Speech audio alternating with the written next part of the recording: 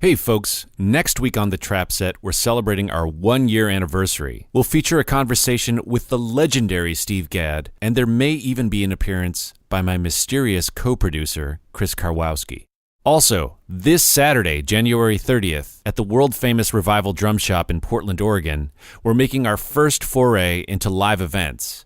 I'll have a conversation with Janet Weiss of Quasi and Slater-Kinney, John Moen of the Decemberists, John Sherman from Red Fang, and Spitsticks from Fear. And to sweeten the deal, there will be free donuts from Voodoo Donuts, free hard cider from Reverend Nats, delicious beer from our friends at Culmination Brewing, and free coffee from our longtime sponsor, Colectivo. That's this Saturday, January 30th, at the world-famous Revival Drum Shop. Now on to the show. This episode of The Trap Set is brought to you in part by Colectivo Coffee. Handmade coffee since 1993. Check them out online at colectivo.com.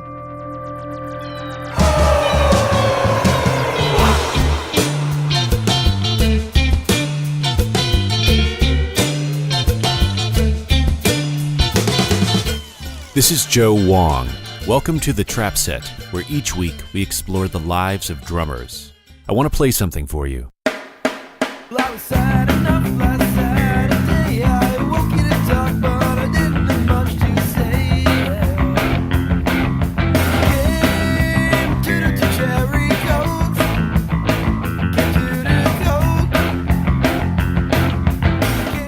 You're hearing Red Paint by the Promise Ring, featuring my guest, Dan Didier on drums. Formed in 1995 in Milwaukee, Wisconsin, the band released 4 albums and several EPs, but it was their heartfelt live performances that won them an incredibly devoted international fan base. When discussing his musical abilities, Dan can be humbled to the point of self-deprecation, but he's a keen observer when it comes to drummers. He draws from many disparate influences and distills them into his own crisp, propulsive, and highly tuneful style.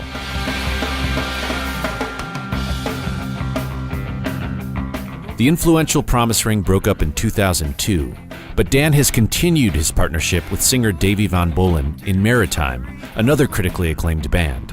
As a Milwaukee native, I saw Dan play countless times throughout the 90s. Recently, I got a chance to see him perform with the newly reunited Promise Ring, and he sounds better than ever.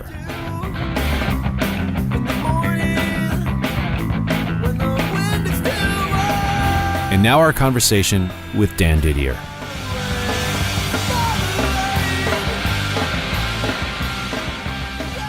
When I was around 7 or 8, I remember my mom putting me and my brother in a car and then going to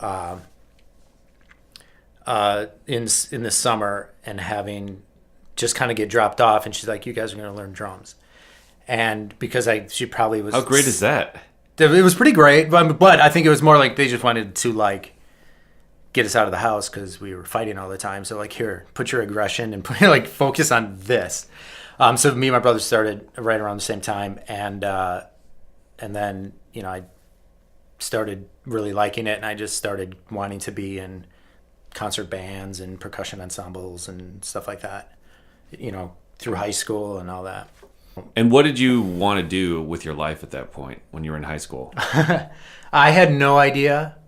I had no idea what. I still don't know what I want to do with really? my life. No, I mean, it's like, that's actually a very interesting Is that something question. that you feel comfortable with, or kind of because yeah. because like when again, when you turn 40, one is apt to look back at one's life and sort of, because you're there, you're halfway there, to be like, how did I get here? What in my what decisions have I made? And it's kind of funny because then I lucked into a lot of things, which I'm fine. I'm happy with saying, you know what I mean? But there's no real clear directive that I gave myself that was like, I'm going to do this. And I did it. I might have said that with something in my life, but then something else came up and be like, oh wait, well, there's this now. So then I would just do that. For instance, with drums, I just sort of Well, let's started- talk about that. Is that kind of like a Zen approach to life where you just accept what life deals out and it works out? Yes. But I guess there's a fine line between luck, Zen, and complete laziness. Of like, and I don't take like mean laziness is necessarily like a bad thing, but just something that you don't like. I have a goal, and I'm gonna get there. Like the laziness is like I never really had that. So maybe it is a Zen approach. Well, that's not necessarily laziness as much as like a lack of ambition, specific ambition. Yeah, you know what I mean? Like, yeah, because yeah. when you got into bands, I assume that you practiced and worked hard to make it Yeah. good. So that's not lazy, right? That's it's true. just like you're not. But as far as like life expectations, I guess I was lazy at my expectations for what I wanted to do. So you graduated from high school, and then what was your plan? I went to a Carroll College, which is now called Carroll University in Waukesha. It was I went there for 1 year, and I was studying music. And it got to a certain point where, again, maybe due to laziness, it was like the offerings were, that I saw were teaching or performance, and even though I don't think I wanted to spend the amount of time it took to get me up to a performance level major, and then I didn't want to teach. So then I'm like, oh, okay, well, I don't know if this is the music career that I didn't see a music career that I liked. So then after the first year, I changed to just going to the University of Wisconsin-Milwaukee. And then there I just took a bunch of 101s and just floundered around because I, again, had no direction. And it wasn't until then my brother, who was a film major at the time, I was just like, well, maybe I'll do that. And so I majored in film for not that long before the band I was in had the opportunity to go to Europe. So then Which band was that? That was the Promise Ring. Okay. And so then we were like, okay, let's put school aside and then focus on that. And then I never really went back. That band took off relatively quickly. Yeah. For reasons, again, I don't know. And then this goes back to This is your Zen approach again. This is my Zen approach. Exactly, because like I had no... life gave you an opportunity and then you take it. Did you ever refer to yourselves as an emo band? We never have. We were told we were multiple times, but I don't think like inside our circle, like we never ever. What did you think of about your band as? Just a rock band? Just a rock band. Because it's or indie rock band or whatever. Like it's just whatever the most like bland term was. That's definitely what we were. Emo's a pretty bland term too. I think it's it a totally become, meaningless term. Yeah, but at the time it was very specific. I thought it was very specific. Well, there was like a good few years where it was kind of a hip terminology, and then another few years later it was like a joke. Yeah, it became like ska. Yeah, it did. Yeah, so you sort of realize that when people start when the word came from not the musicians themselves, but from the people writing about the musicians. Which it always does. It always does. Which it does. So then it's like if that terminology, if it would have been like our word, or if it was our thing that came from our scene or something, or something like that, or then we'd have ownership in it. But we were told that we weren't, so then obviously you're like, it's like the snotty little kid rebelling against their parents. Like, I'm not going to listen to you. It's the same thing. It's like, we were told that that's what we were. It's like, fuck you. No, we're not. Like,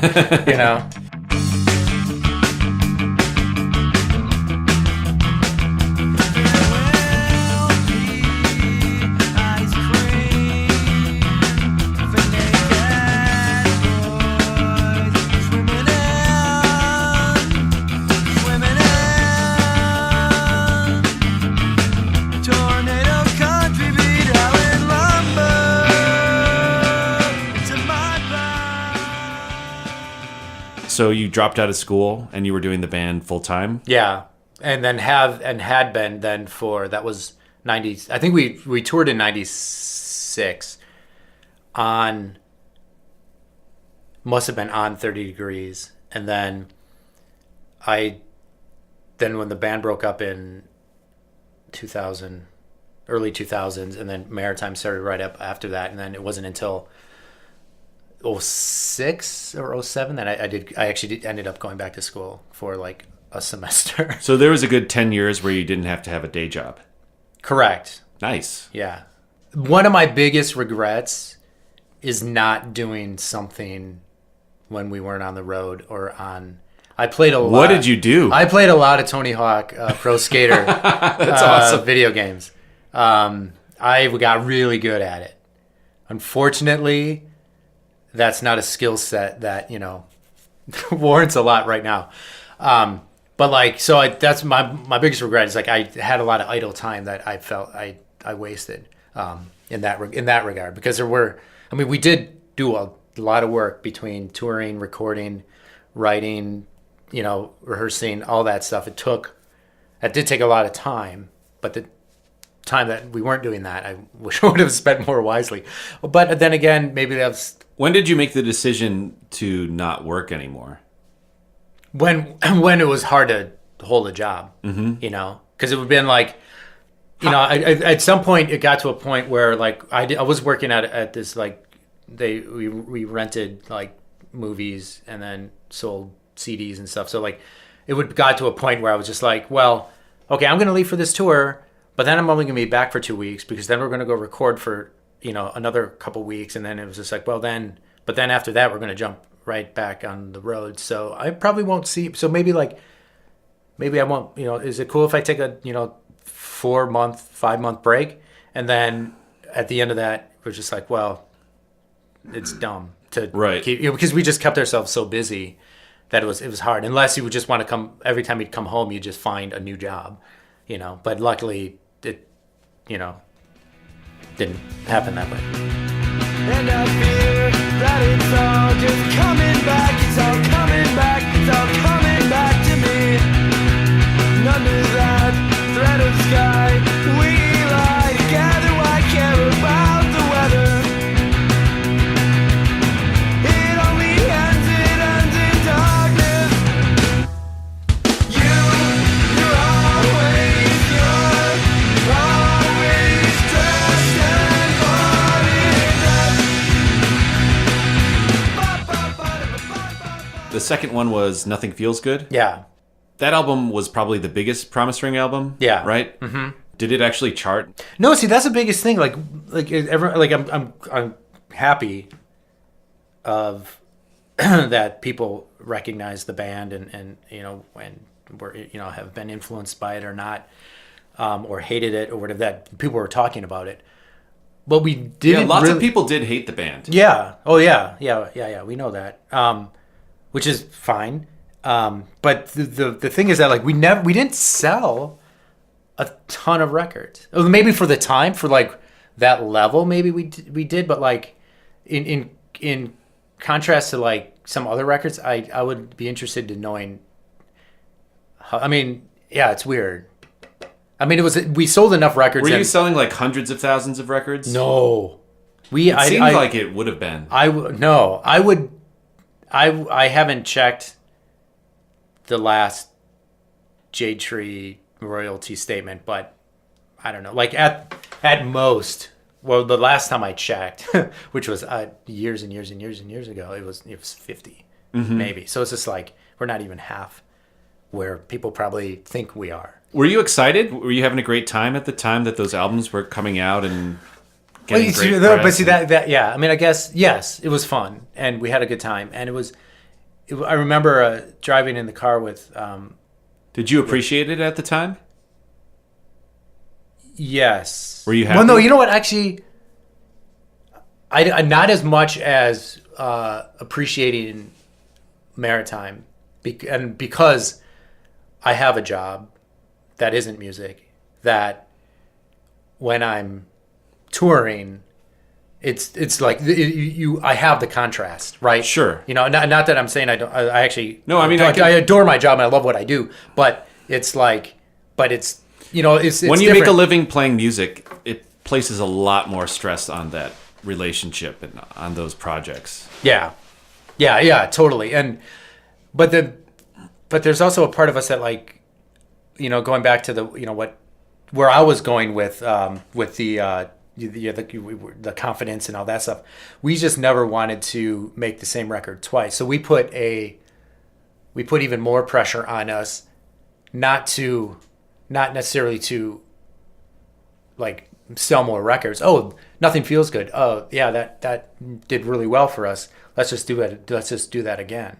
Well, around the time of the second record, you guys swapped the Scotties in your band. Yes, with a very small amount of time Tim with Tim Burton. Burton. Yeah. So after Nothing Feels Good, the original Scott left, and then we had Tim go and do the Nothing Feels Good tour, like the main tour. So he for that quit, record. or you kicked him out? It was a mutual agreement that his services were no longer needed in the band. I always thought he was a great bass player. And I don't know the story behind what happened, but I could sense that there was some sort of animosity or maybe issues. For some reason, well, okay, I haven't spoken with Scotty in... And he was your best friend growing up. Yeah. So I haven't spoken with him in a very long time in person. There are emails that we've been doing, but it was more like, because now, going back to the sort of Jason thing, now with the band Maritime, I'm Jason in that band. I'm the business dude. Like, I am the label contact. I'm the booking agent contact.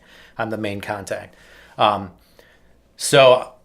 I also do that now with any business related after with the Promise Ring. So there were times where I had to email him being like, hey buddy, just, you know, I didn't really call him buddy, but hey, just this, we need this from you. Can you do this or whatever? I have been in some kind of contact with him, but not a lot.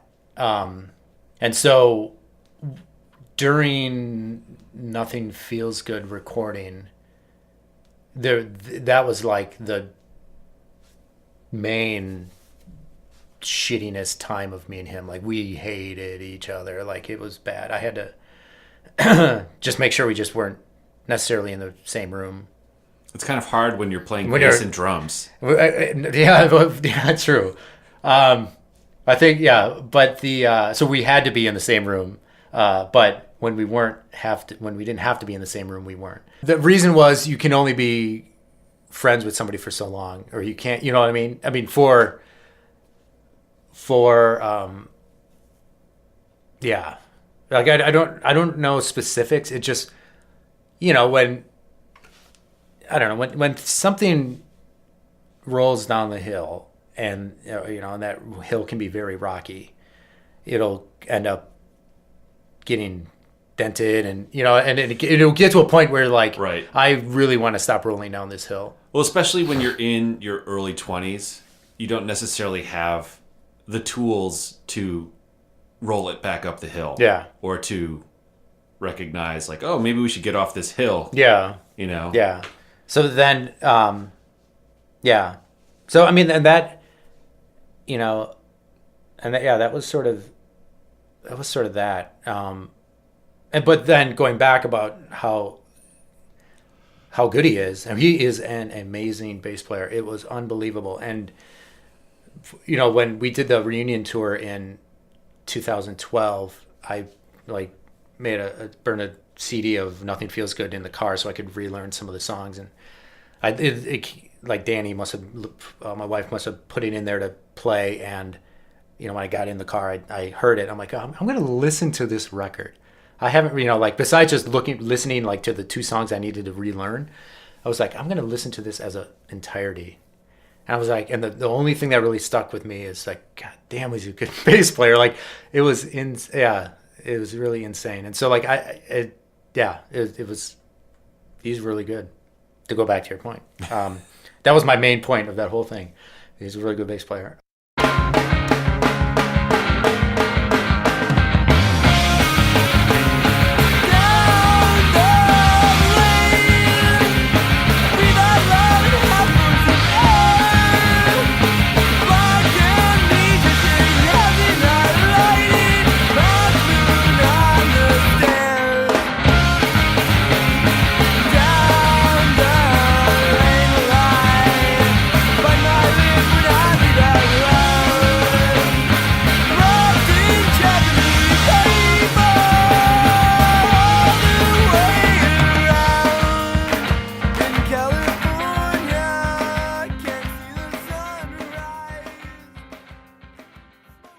So when he left, See, I was trying to get the dirt as to why your relationship fell apart, and you turned it back around and complimented the guy. So see how kudos I to was you.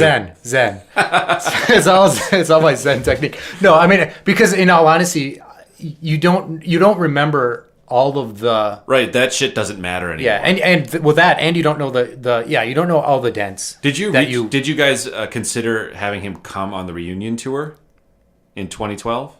Never. No. Okay. Well, no. The only reason I know that is there were things that like between then and all that time that it was abundantly clear that he wanted nothing to do with us, and that's fine. Yeah. That's totally fine.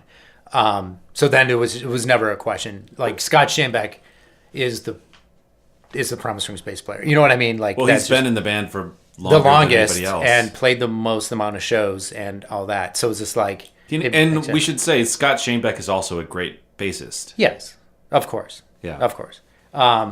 It's just it just got to a point where we just were annoyed by one another. Yeah. And I remember we had this really shitty show in Europe. So this was part of the first Europe tour.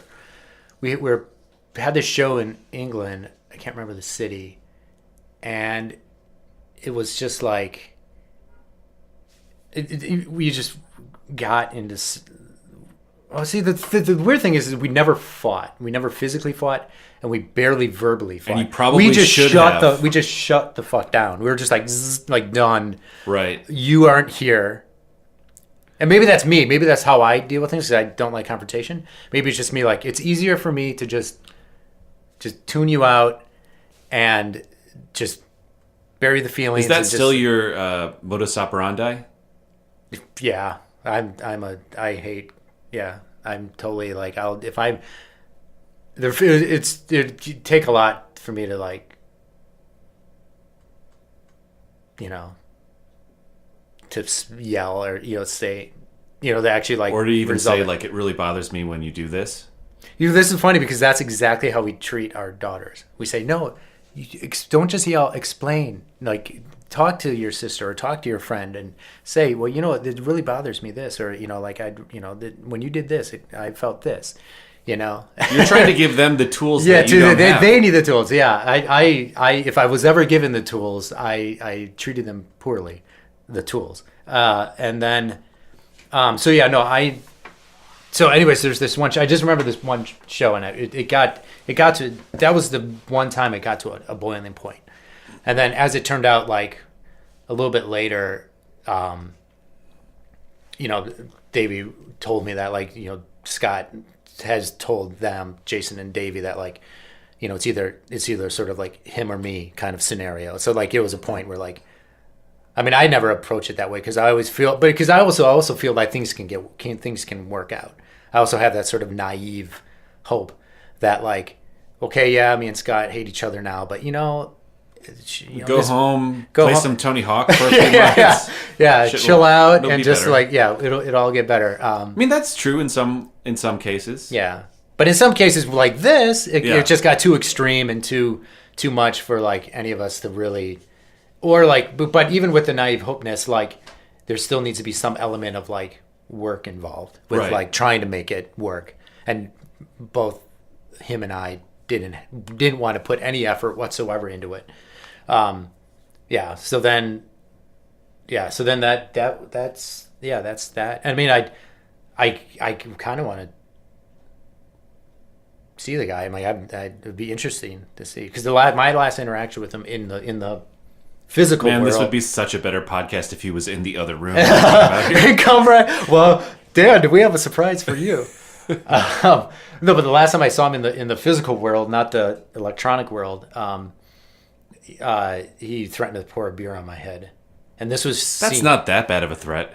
Well, no, but it was still like it was still. But no, but there was still the animosity. circumstances was perfect because it was a Joan of Arc show at the Globe, and that's how long ago this was. So the Globe closed down in around 2000 or something. I think this might have been one of the last time I was at the Globe. And then like Joan of Arc was playing, so I walked right in, and they were just starting to play, and so I was focusing on the band, and apparently Scotty was right to my right, and I had no idea. So he thought I was ignoring him but I literally didn't see him. And that's also part of my blind oblivious, being oblivious to most things in the world, because I do have a myopic view of, like, this is what I'm doing. There's nothing out here. So then when I, after they stopped or whatever, I went back and was hanging out with some friends and like, dude, do you know who you were standing next to? I'm like, I have no idea. He's like, oh, Scotty. I'm like, oh shit. Because then all of a sudden I put it together that, he's going to be really mad because he thought I ignored him, even though he had no, he didn't like tap me on the shoulder and say hi or anything. And so then when I did see him, I said, hey man, how are you? He's like, what do I have to do? Pour a fucking beer over your head? Like, all right, man, good seeing you. And that's it. That's the last words I said to him in like 15, 20 years or whatever it's been. So anyways, I digress. I would start a fire to light you up, to light you up.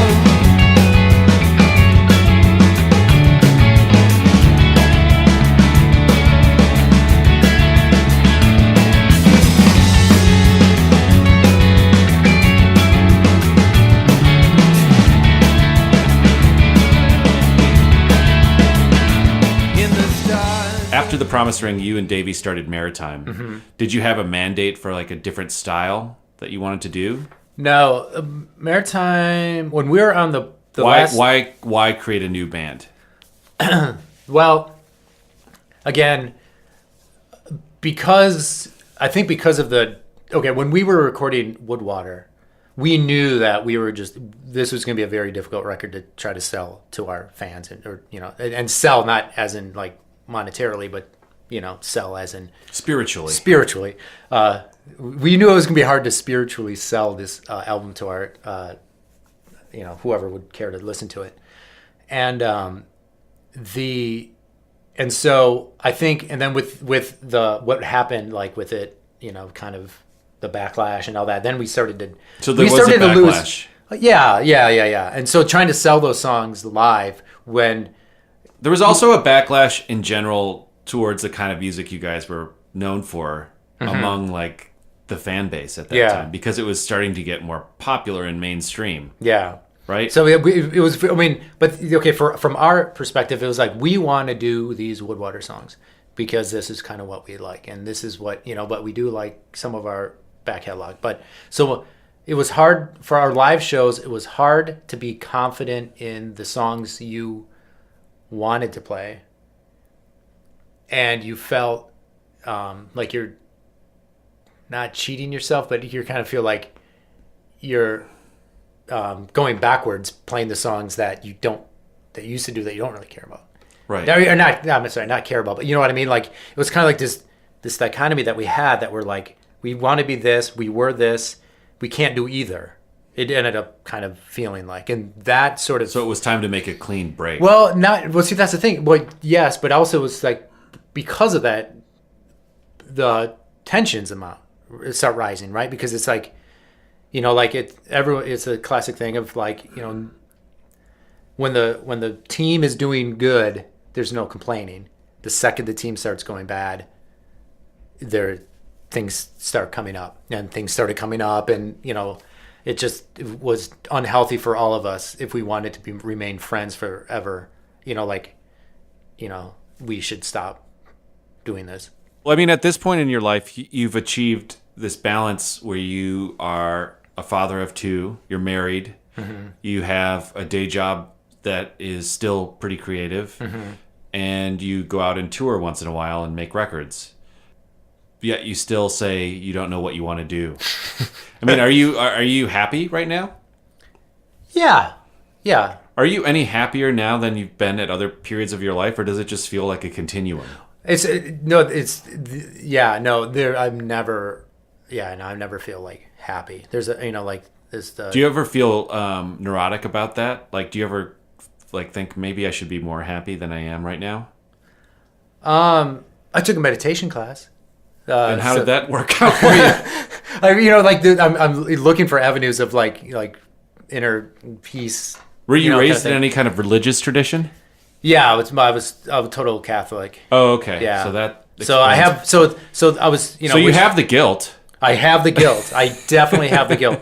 And I'm totally, left wing. So I have liberal guilt and I have the Catholic guilt. You're covering all your guilt bases. Yeah, I have guilt nailed. But but I mean now, but the thing is like, but now like what kind of meditation did you try? Sitting and breathing, like like nothing. I don't know what, like mindfulness meditation. Yeah, total mindfulness. As someone who lives in Los Angeles, I can tell you there's many different types of meditation available for people that are looking for something. This is mindfulness. Okay. Not to be like so pessimistic, but I mean it's hard to be happy, right? Because there's always something else. There's always, like I'm happy I have kids. I love them to death, and it's amazing. And every day is like seeing them grow is amazing, but it's fucking worrisome. Like, just dumb stuff like this. The last day of school today, and we find out who their teacher is going to be next year. But because they go to Montessori, it's their next teacher for the next 3 years. So I right now have like super stress. Like I'm stressed. Like who is it going to be? Like so maybe you're not is this so somebody I'm zen gonna, like, after all. So what? No, maybe you're I'm not so zen at all. after No, all. I'm not. No, it's the mindfulness. But you know what I mean. So like, there's always something to worry about. There's always something that could be better. There's always something that So no one.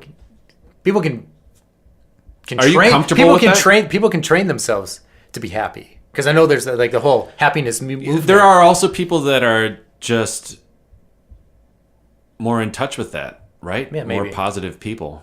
Yeah. I just don't think I am that type. I don't have that. And mindset. I don't think that's necessarily something to aspire to, unless you're like unhappy with the way your life is. Yeah. But do you feel successful? Yeah. I feel successful in the fact that things have worked out the way they have. Could have everything been more successful? Could we have sold 5,000 records? 5,000. I'm sorry, 500,000.